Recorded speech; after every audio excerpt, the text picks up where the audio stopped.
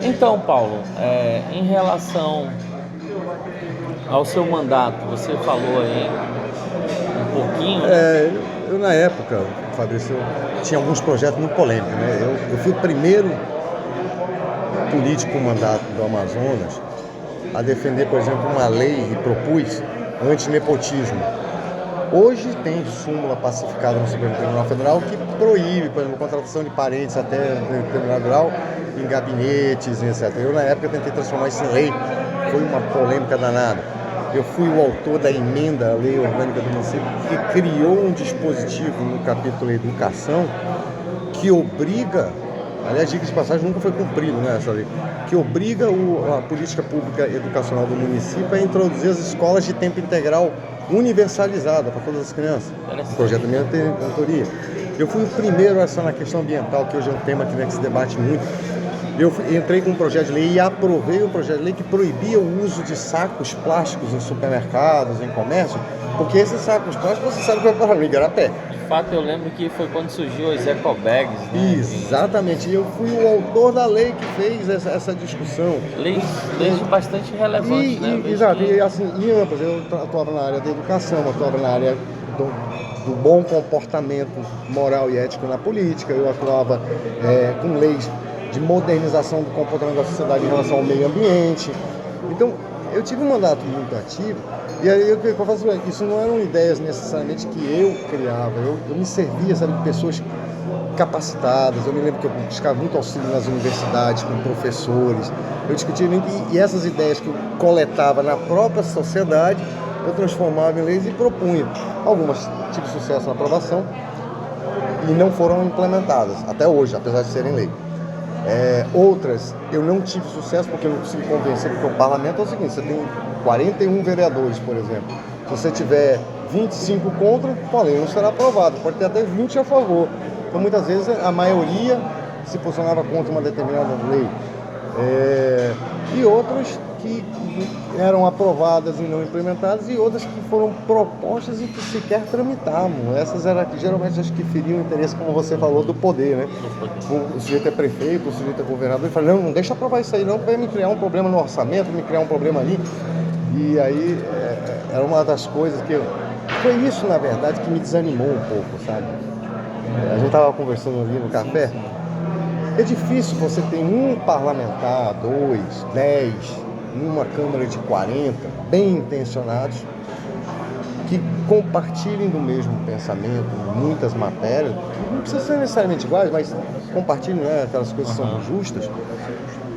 E ver que a maioria não se convence daquilo.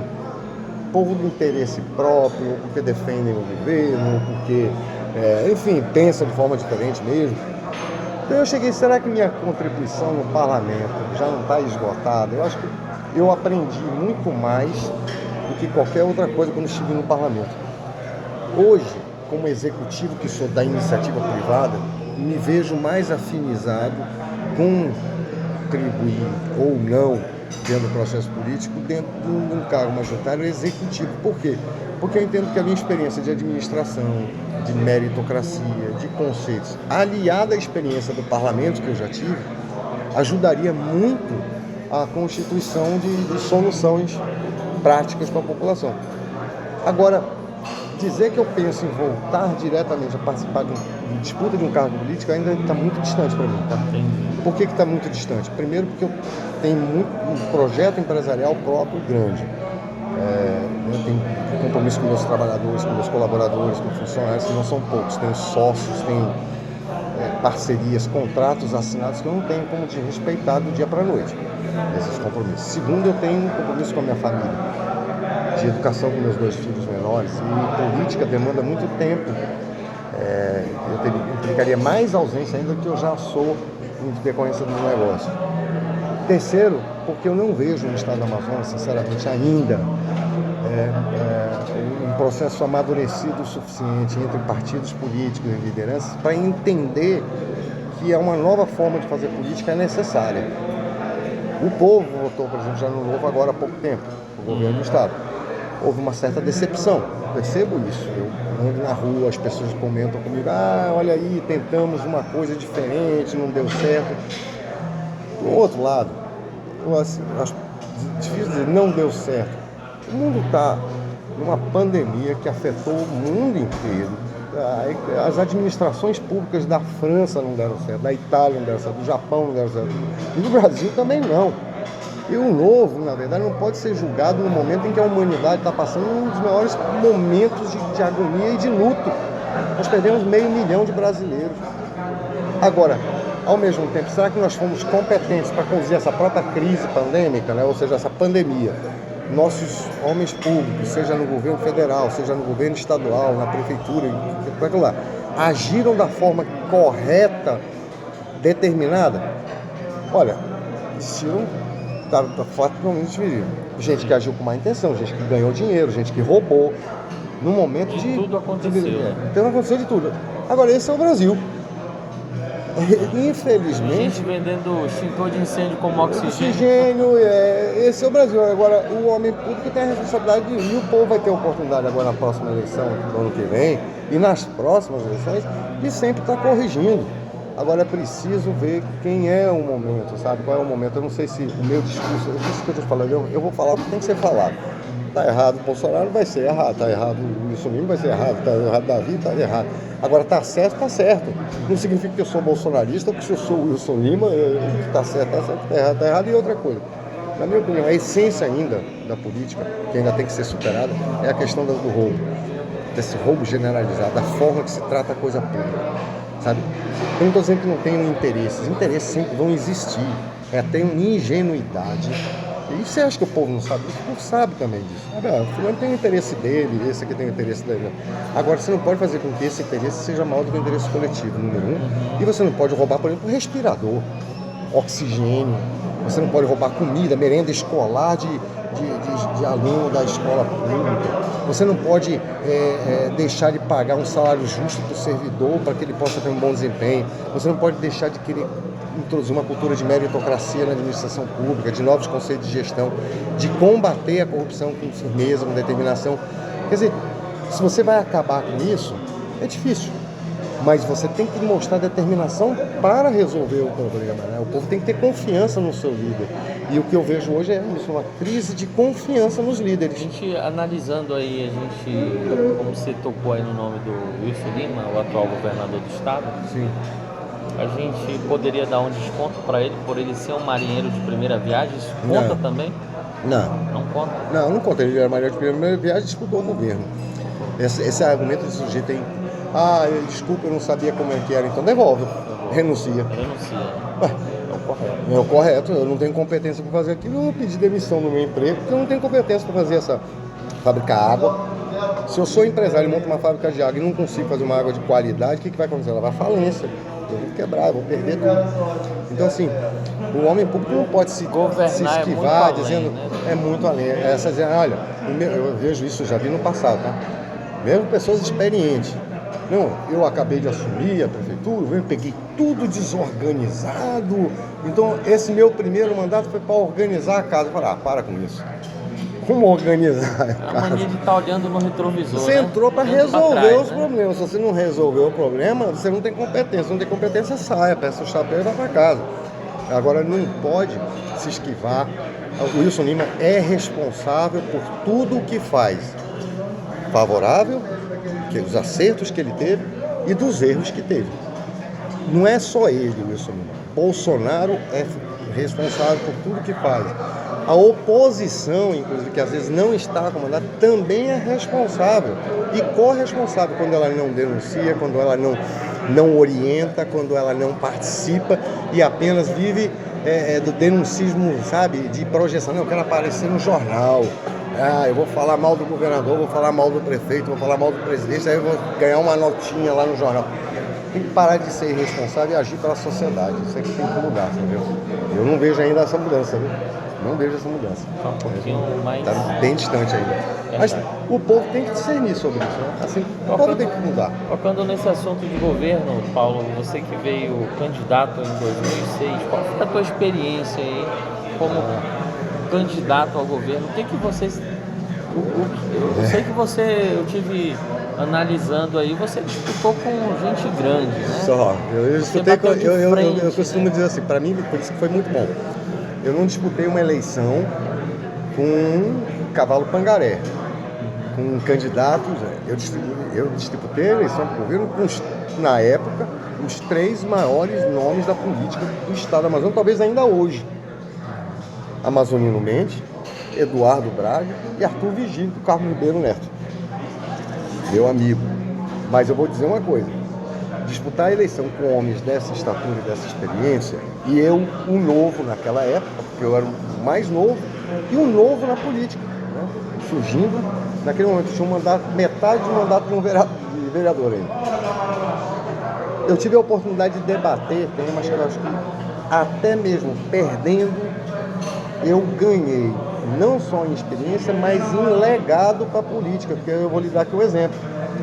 Desses 4 candidatos, eu era o único que defendia, de forma, no meu programa de governo, nos meus debates e na minha participação na televisão, a criação das escolas de tempo integral no Amazonas. Na época eu falei, olha, nós temos que construir 400 escolas e botar lá 100 mil alunos para saírem de lá profissionalizados, preparados para o mercado de trabalho, antes de entrarem na universidade. E a escola de tempo integral era uma igreja, uma igreja de educação nos bairros. Eu apresentei esse projeto. Nenhum dos 3 tinha esse projeto. Agora, o Eduardo Braga, quando ganhou, venceu a eleição, introduziu no Amazonas a primeira escola de tempo integral. De onde ele tirou? Do debate da televisão. Por quê? Porque ele teve a razoabilidade, Eduardo teve o raciocínio e falou, mas peraí, o que ele está falando tem razão. Ele não podia reconhecer isso na eleição, porque senão ele me daria voto e eu ganharia a eleição dele. Então ele não podia falar nada. Mas ele aguardou o momento certo e, como governador, agiu corretamente. Agiu como estadista e trouxe as escolas de tempo integral, que não foram suficientes, muito longe do necessário, mas fez. Isso é importante. Então, por isso que eu estou dizendo, participar de um processo eleitoral majoritário, ele é importante não pelo resultado que ele vai ter, quem vai ganhar a eleição, mas é pela discussão que você pode ter, pela oportunidade que você pode ter de discutir as soluções que a sociedade está esperando, que o povo do Amazonas está esperando. Então, me animaria a disputar um governo do estado? Claro que me animaria, eu gosto de política, senão eu não estaria nem aqui falando com você. Mas eu tenho muito mais coisa a perder hoje do que tinha na época. Eu já estava na política, hoje eu estou fora, eu teria que abrir mão da minha profissão para fazer política. Família, tudo, né? E negócio também, que eu vivo disso, né? Então, assim, eu não vou viver da política, eu não preciso da política para pagar meu salário, eu não preciso da política para pagar as contas da minha casa, entendeu? Eu vivo de outra atividade, eu sou independente disso, então eu tenho que raciocinar para saber se... A verdade é o seguinte, o ambiente político não é um ambiente propício. Agora, se fosse propício, tivesse uma oportunidade de ir para a televisão e falar isso que a gente está batendo papo aqui, conversar com o povo, ter a oportunidade de chegar na comunidade, discutir com ele, discutir com os pré-candidatos sobre isso, esse é que é o... Hoje o pessoal foge de debate.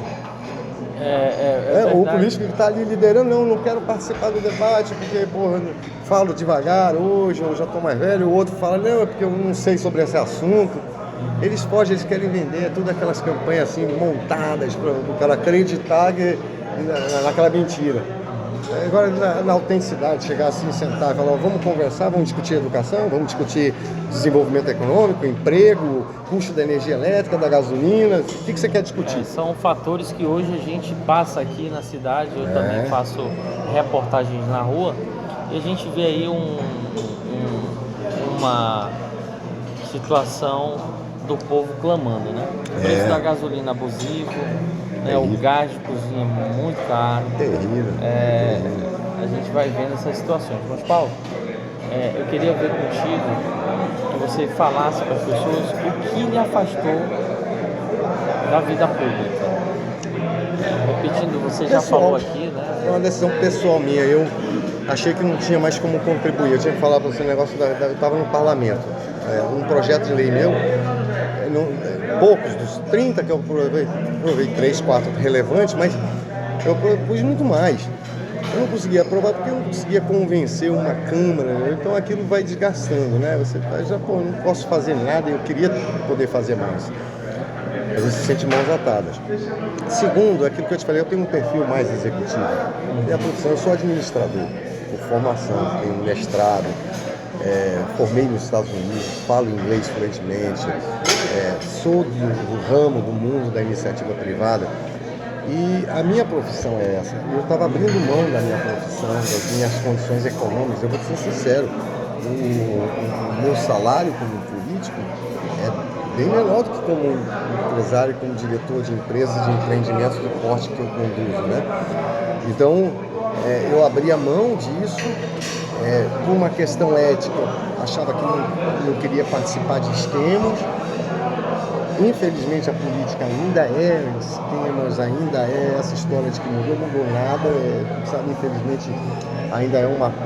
Eu vejo o povo às vezes conivente com isso, sabe? Eu vejo o povo, vamos deixar lá o cara fazer o pezinho de meia dele e tal, que sabe dar um bunzinho aqui pra gente depois. Quer dizer, essas coisas vão deixando a gente meio alienados desse processo e voltando para si mesmo, né? Então eu fiquei um pouco amargurado durante um tempo. Quando o Arthur ganhou a eleição em 2012, acabou o primeiro mandato de prefeito dele agora dessa última vez. Eu estava próximo dele, eu falei, olha, Arthur, eu vou seguir a minha vida. Ele falou, você não vai disputar a eleição? Não vou disputar mais eleição nenhuma. Eu acho que dei a contribuição que eu podia para o Estado do Amazonas. Eu vou ajudar o Estado do Amazonas, eu vou ajudar como homem público, mas não com mandato.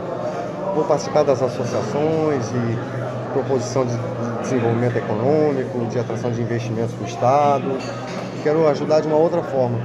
Eu acho que eu estava sobrando, o meu discurso é um discurso que não é entendido pela grande maioria, entendeu? Infelizmente a grande maioria quer escutar coisas, apesar de eu achar que cada vez mais o que eu falo é o que está acontecendo, é o que na prática. Você acabou de falar do preço da gasolina, você acabou de falar do preço do gás.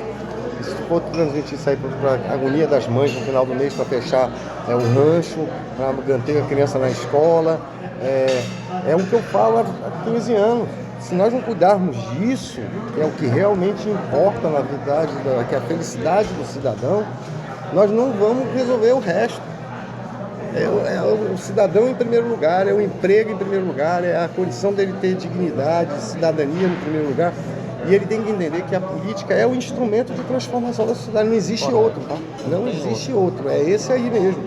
Tem que mudar a classe política e tem que mudar o eleitor no comportamento de escolher seus homens. Tem que errar menos, né? Tocando nesse assunto, eu te pergunto, Paulo, você chegou a divulgar uma nota aí, né, em sua rede social dizendo ser elogiado, né, pela lembrança e bons comentários por ter tido seu nome citado aí numa cota de cargo majoritário, né? Hoje o cenário é um cenário bem disputado e você foi citado para fazer parte aí, juntamente uma reunião de empresários. Se o senhor falasse um pouco eu soube dessa porque, história. Na verdade, se torna até um convite a você, talvez até porque eles como empresário e ver a dificuldade hoje para os empresários, eu também sou um empreendedor e a gente, após essa crise aí, e bem antes dessa crise da saúde, houve uma crise econômica, né? Ainda então tem. A gente vê... Ela ficou menor por causa da pandemia, porque não está indo lutado, mas ela está existindo. Então o que acontece? Você passa hoje no Vieira Alves, tem um monte de pontos disponíveis para aluguel. Você passa no centro da cidade, o centro da cidade está com as portas fechadas, né? Diversos pontos disponíveis para aluguel, ou seja, a força empreendedora, empresarial, está machucada. Ela está machucada e está clamando, pedindo por socorro, né? E numa reunião, seu nome foi citado. Eu queria que você falasse um pouco sobre esse convite, né, que os empresários estão praticamente fazendo a você, né? Eu digo o seguinte, não chega a ser um convite, né? Porque foi uma conversa informal que me chegou aos ouvidos por uma pessoa que estava dentro da reunião e aí vazou também, saiu um pouco algumas notas na imprensa. Essa história começou um pouco antes, quando veio o presidente nacional do PDT aqui e relembrou, dizendo que ia me procurar. Eu não estava nem aqui, eu estava fora do país no dia que ele veio aqui. Ele esteve com o Ricardo Nicolau, teve com o Issa, e relembrou, nós temos aí valores como Luiz Castro, Paulo Decali, etc., que podem ser agregados, convidados pelo partido para fazer uma reconstrução do PDT, etc. Eu me senti, aí foi que eu respondi essa nota, eu me senti lisonjeado pela lembrança de pessoas diferentes, em momentos diferentes, que representam grupos, né? Por exemplo, o PDT é um partido político, inclusive ligado ao Ciro Gomes. Aí os empresários, na verdade, já é um grupo mais bolsonarista, é natural, porque a iniciativa privada hoje ainda é uma base de sustentação, especialmente o pequeno, médio empresário do governo. E aí, em poucas semanas, surgiram vários comentários, talvez porque o processo eleitoral tenha sido muito antecipado esse ano aqui, né, no Estado e no Brasil. Mas eu me senti, assim, como se falou, honrado, lisonjeado com a lembrança das pessoas, depois de tantos anos que eu saí da vida pública, né, de sair de um cargo eleitoral, ainda passar a lembrar, né, quer dizer, de uma maneira, foi uma marca positiva que eu deixei, eu acho bom isso. Eu tive vendo aí também, Paulo, até mesmo você, além desses projetos aí, eu pude acompanhar alguns outros projetos seu aprovados, como a formalização dos anúncios dos taxistas na época, né? Foi. Que era um problema, né? Que era uma comunicação informal. Eu você queria formalizou. Você está falando de taxista, eu tentei na época, a gente estava tentando fazer também, porque estava um problema de segurança, como está hoje, pior ainda, né? De assaltos, tá? Fazer uma blindagem, uma cabine blindada, gente, né? Nós temos que fazer, o Estado, o município tem que subsidiar isso lá fora, né? Existe, nos países, em Nova York, por exemplo, as cabines são blindadas para evitar que o cara seja assaltado. Justamente. Então, assim, você fez um projeto e chegou a ser aprovado ou não? Eu não lembro se foi aprovado. Acho que foi aprovado na primeira instância. Depois foi discutido, mas é aquela história, a prefeitura, o governo, interesse, isso aí não, às vezes fere o interesse de alguém, aí a coisa ficou os taxistas sem a proteção. Mas eu fiz isso por eles também, porque eles me pediam isso. Aquilo que eu estou falando, muitas vezes não é mérito do homem público, não. Esse cara diz, eu sou o gênio, eu sou o cara que... Não. Alguém chegou para mim, um grupo, sindicatos, representantes, taxistas, seu Paulo, pô, vamos tentar fazer isso aqui é uma ideia bacana. E eu vendo que ela é viável e tal, eu abraçava a causa e lutava. Aliás, essa é a função do homem público, né? Ouvir o povo, a necessidade, e produzir uma solução. Então, assim, eu gostaria muito de dizer uma coisa assim, se eu fosse o Amazonas, se eu pudesse nesse momento falar para todo mundo que me conheceu, que fez parte da minha vida no passado, para as pessoas que me conhecem um pouco, ou já ouviram falar, e para aquelas que não me conhecem. Deixa eu falar, eu tenho princípios próprios. Princípio da verdade, princípio cristão, princípio da família, princípio administrativo, de comportamento profissional. São meus princípios. Esses meus princípios, muitas vezes, não são os mesmos dos outros. Eu respeito as pessoas que não têm, ou que pensam de forma diferente. Eu respeito mesmo, acho até o direito da liberdade, até essa discussão de pessoas diferentes que você encontra um consenso. Mas eu não posso entrar em política, abrir mão, muitas vezes, né, de cultivar esse princípio, de passar esse princípio para os meus filhos, se eu não tiver segurança de que a proposta de você desenvolver o Estado, de você mudar realmente a política como ela tem que ser mudada, de ela representar uma transformação efetiva na sociedade, não for implantada. Se eu achar que eu não tenho capacidade para fazer isso, porque eu também não sei se eu tenho, mas se eu tiver dúvidas em relação a isso, eu não entro em política, porque eu não vou. Eu posso até falar minhas ideias, mas eu não tenho capacidade para realizá-las.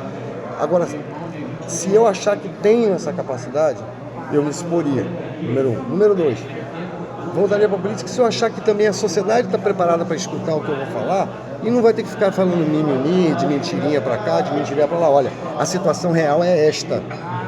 Nós vamos ter que solucionar desta maneira, ou podemos solucionar desta maneira A, B e C. Vocês querem participar dessa solução? Eu não quero que vocês me apoiem, eu quero que vocês apoiem a solução. Eu quero que a ideia seja muito maior do que o homem que está por trás dela. Seja eu, seja o Fabrício, seja um grupo de pessoas. A ideia tem que ser maior, porque ela só vai dar certo nisso. O Estado do Amazonas precisa, e aqui eu quero concluir para você dizendo o seguinte: o Estado do Amazonas está vivendo, e nós estamos ofuscados por causa das mortes que nossos entes queridos nós enterramos, Mas o estado do Amazonas está numa eminência de desaparecimento da sua economia de sustentação. E não é esse blá blá blá de zona franca, polo, inimigos, não é nada disso. Vai muito além, né? O problema da zona franca não é só os incentivos fiscais, não é a questão de vontade política do governo federal e do Brasil com relação a gente, não.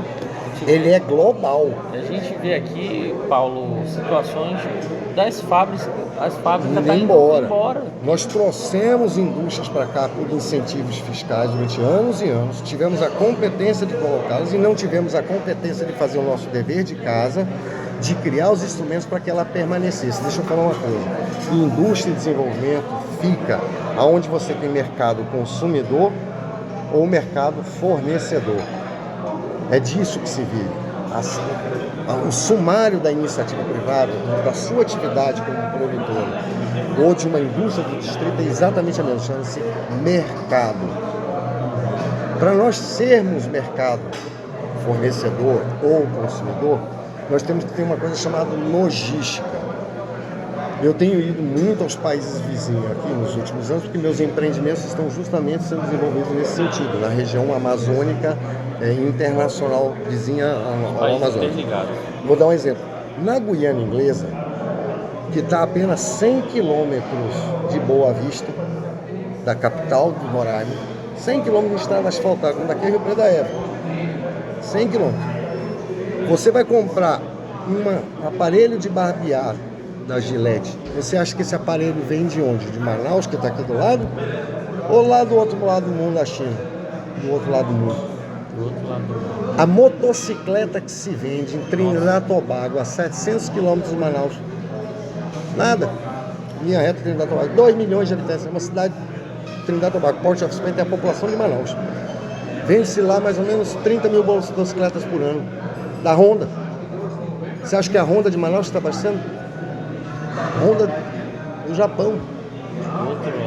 Quer dizer, eu não consigo entender como montar um polo industrial para vender para uma região centro-sul do Brasil, distante 4 mil quilômetros de Manaus, enquanto ao lado do Amazonas, eu estou falando ao lado que é encostado, você tem 70 milhões de consumidores. Um mercado muito maior do que São Paulo, muito maior do que o Paraná, tudo junto, consumindo os mesmos produtos que tradicionalmente nós produzimos em Manaus. Nós não tivemos a competência de virar, nós estávamos de costas para eles, para frente e falar, olha, esse é o nosso mercado de sobrevivência. Agora, para isso nós precisamos ter ferrovia, portos, rodovias, nós teremos que ter infraestrutura no Estado para reduzir os nossos custos e nos tornarmos competitivos nesse mercado.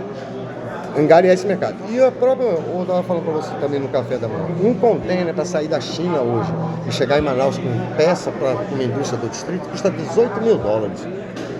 Um container para chegar lá em Jorgeton, que está uma distância mais ou menos semelhante, inclusive para vir para cá, passa em Jorgeton, na Goiânia, $3 mil. Por que isso? Porque ele tem que entrar pelo Rio Amazonas, 5 vezes mais. Ou seja, ele tem que entrar pelo Rio Amazonas, andar 4 mil quilômetros e voltar esse navio. E o Amazonas ainda tem problema de limitação de profundidade dos grandes navios de container. Resultado, a competitividade do polo industrial de Manaus está baixíssima diante do mercado que pode comprar e do mercado que pode fornecer para a gente. Então, se não discutir isso, se o povo não entender isso, se a classe política não entender isso de forma determinada, de forma assim, agora, nós perdemos 25 anos, porque isso era para ter sido feito há 25 anos atrás. Nós tínhamos dinheiro para isso. Porque a Zona Franca, ela propiciou um enriquecimento do orçamento do Estado do Amazonas. Eu não consigo admitir que durante 25 anos, com tanto dinheiro, o Estado não tenha feito sua lição de seu dever de casa básico, criado a infraestrutura para que deixasse esse mercado, vamos dizer, não importa Brasília se vai dar incentivo ou não, o que nós temos, nós já tínhamos aqui, que era a indústria, ela já estava no Amazonas. O polo industrial estava implantado, as linhas de produção estavam funcionando, os trabalhadores estavam qualificados. Nós tínhamos o que ninguém tinha. E estamos perdendo essa vantagem ano a ano porque não estamos cuidando do nosso dever de casa. Quer dizer, eu acho que é momento de passar da pandemia, Muito lamentável isso. alguém despertar o Amazonas, porque se o Amazonas não for despertado agora, não é o Paulo, não é o Fabrício que vai sofrer, não. É a dona de casa, é o Ribeirinho, é ele que tem seus filhos sendo preparados nas universidades aqui, que não vão ter emprego, que não vão ter onde botar seus filhos. Vamos viver onde? Vamos todos para São Paulo agora? Deixa eu te dizer, isso já acontece aqui. Já acontece aqui. E né? cada ano vai aumentando. Muita gente hoje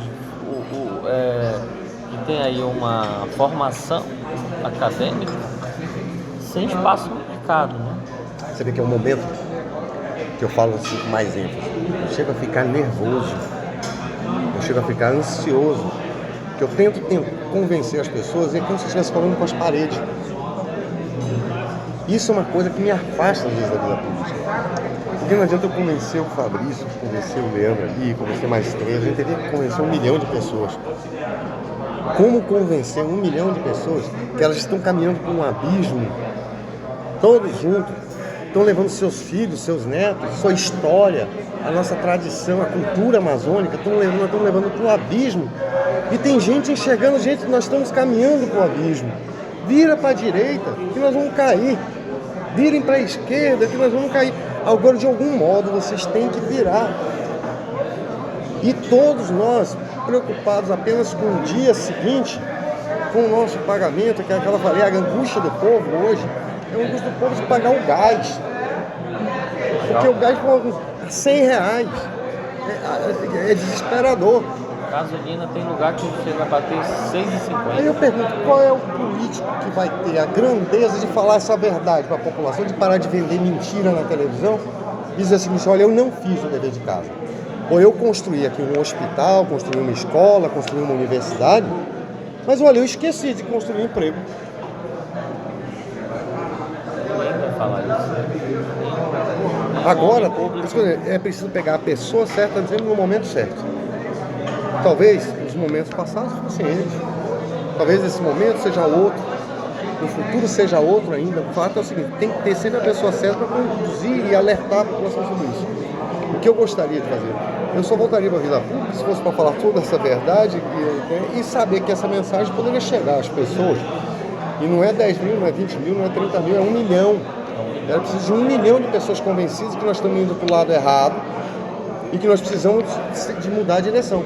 A gente tem uma cultura aqui, Paulo, o nosso tempo está chegando ao final, mas o próprio amazônida, né, não gosta muito de debater política. Né? Então, na época da campanha é onde eles acabam ali falando de política, mas passou o período eleitoral, a galera se foca mais no boi, no futebol, vai deixando um pouquinho de lado aquilo que de fato tem uma grande importância. A gente tem que parar de falar de política, como se fosse política esse negócio de ser rame-rame, de conversas de assessores, de gabinete, quem vai ganhar a eleição, quem vai perder a eleição, quem está mais forte, quem está mais fraco. Isso é bobagem, né? O povo que gostaria de falar, se fosse para falar política, vamos falar sobre juventude, vamos falar sobre internet, que é uma porcaria na cidade, vamos falar sobre emprego, vamos falar sobre coisa política. Saúde, segurança. Política não é cargo político, política não é partido político. Política é o nosso cotidiano. Dizer que a gente não gosta, a gente gosta, só que a gente, aliás, todo mundo faz política, mesmo sem querer. Vamos debater, vamos aqui montar uma pista de skate no bairro, você já está fazendo política. Assim, o que eu recomendo às pessoas, assim, não desliguem disso. Porque mesmo a gente não podendo colaborar na transformação, às vezes a gente fala uma ideia, às vezes eu vou falando com você aqui, saiu alguma coisa que ficou gravada na cabeça de alguém do outro lado ali, que escutou aquilo e falou, pô, esse cara pode ter razão nisso. E ele, não eu, nem você, ser o agente da transformação. Legal, isso é importante, né? O que nós precisamos é isso. Isso aí. Nosso tempo está chegando ao final, eu queria fazer um bate lá da cá, né? Como disse o ditado. Tá bom, vamos lá. Eu sei que você acompanha, apesar de não estar aqui no Amazonas, mas você acompanha muito tudo que acontece aqui através dos meios de comunicação, portais. Né? Dos portais. Então, o que acontece? Eu queria ver a sua avaliação ao atual governo. Bom, médio, regular, o que poderia melhorar? Regular. Eu acho que o governo regular, eu acho que o Wilson Lima teve alguns acertos em alguns campos e muitos erros. Vamos lá. A atual gestão do Davi Almeida. É cedo para avaliar, né? Essa faz poucos meses e eu ainda mais distante, eu não tenho tido a percepção da rua, que é muito importante. Ontem mesmo, em vez de pegar Uber, eu peguei um táxi aqui em Manaus, saí do Manauara vindo para cá. E aí perguntei ao taxista como é que estava. Ele foi neutro. Aliás, mal soube falar o nome do Davi inteiro. Davi, não sabia o sobrenome e tal. O cara... O Davi é um nome novo do cenário, apesar de ter sido governador há alguns meses e deputado estadual há alguns mandatos. É bem intencionado, na minha opinião. Eu não sou próximo do Davi. Conheço o Davi, mas nunca fui próximo do Davi, assim, amigo do Davi. Mas eu respeito. Acho que o Davi tem tudo para fazer uma boa gestão. Agora, está preparado? Essa é a pergunta. Eu espero que sim.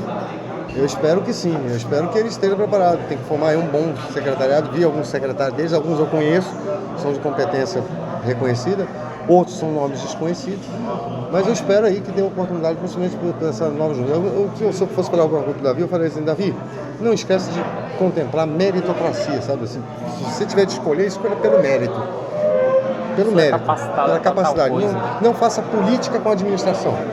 Faça política com o partido, com o Omar, com o Wilson Lima, com o Bolsonaro. Aí você faz política.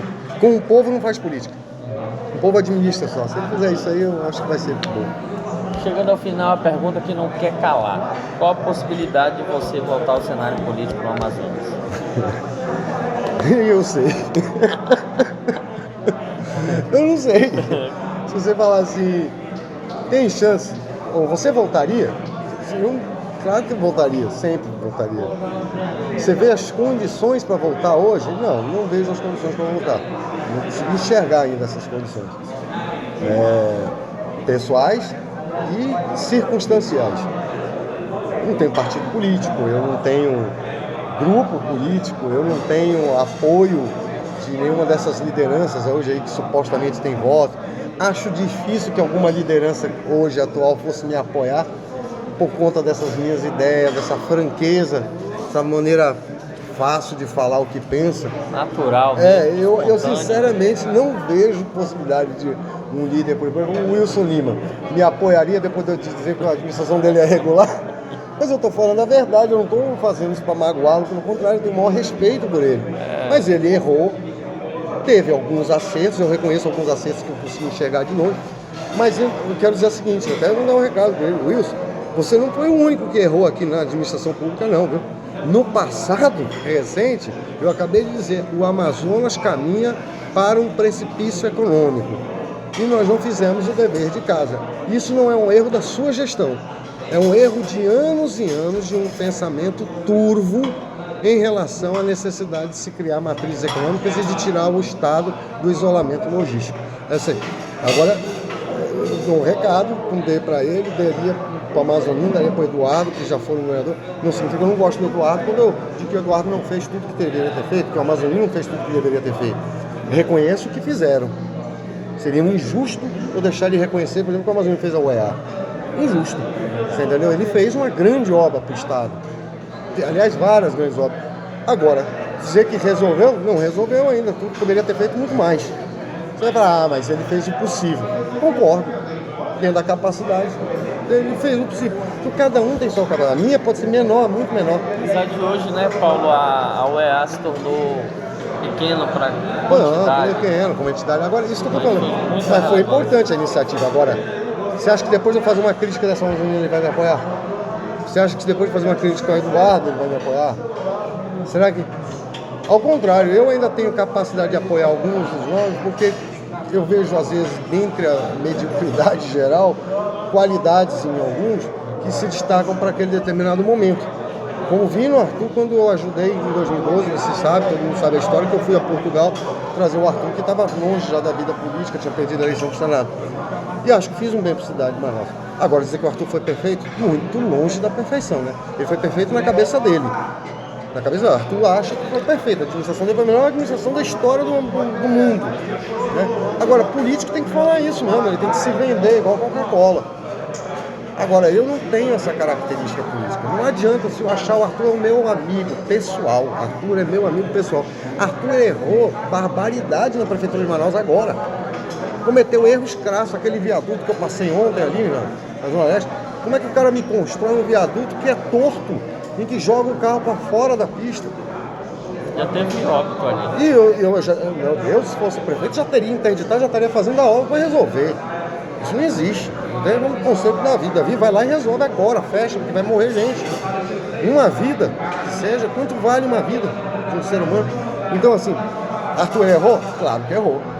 Agora, Arthur foi bom para a cidade de Manaus? Foi. Arthur fez muita coisa para a cidade de Manaus, fez muitas obras. Agora, não existe político perfeito.